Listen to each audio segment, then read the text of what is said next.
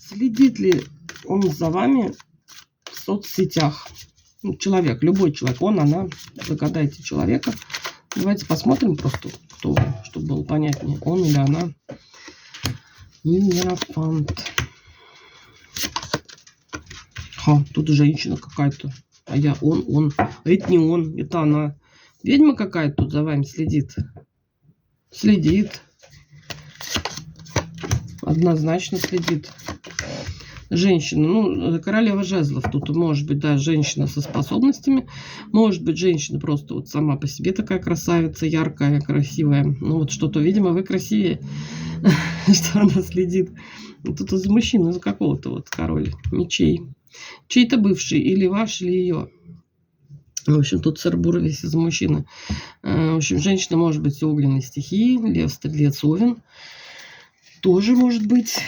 Ну, в общем, зачем следит, что выглядывает? Ей интересно знать, насколько сильно разбито ваше сердце. Ну, скорее всего, ваш бывший, ее нынешний. Насколько сильно разбито ваше сердце, насколько вы сейчас не готовы ни к каким отношениям, сколько у вас в жизни там преград. Ну, кто же вот выкладывает в соцсети, да, вот какие-то свои сложности. В основном-то люди, наоборот, приятные какие-то моменты. Какая-то она не очень умная для королевы жезлов, ищет в соцсетях, да, ваши какие-то неудачи, что вы там выложите, да.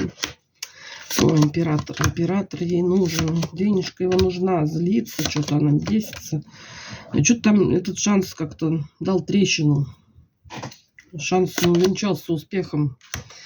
В общем, император ваш, или, да, вот ваш общий бывший, что-то он как-то не двигается в ту сторону, которую бы ей очень хотелось. Она прям реально раздражается. Ну, никак предложение не делать. Не хочет он ей свою фамилию давать. Сплетаться с ней щупальцами. Не, щупальцами сплетается, корнями не хочет с корнями сплетаться. Как-то грустненько ей по этому поводу.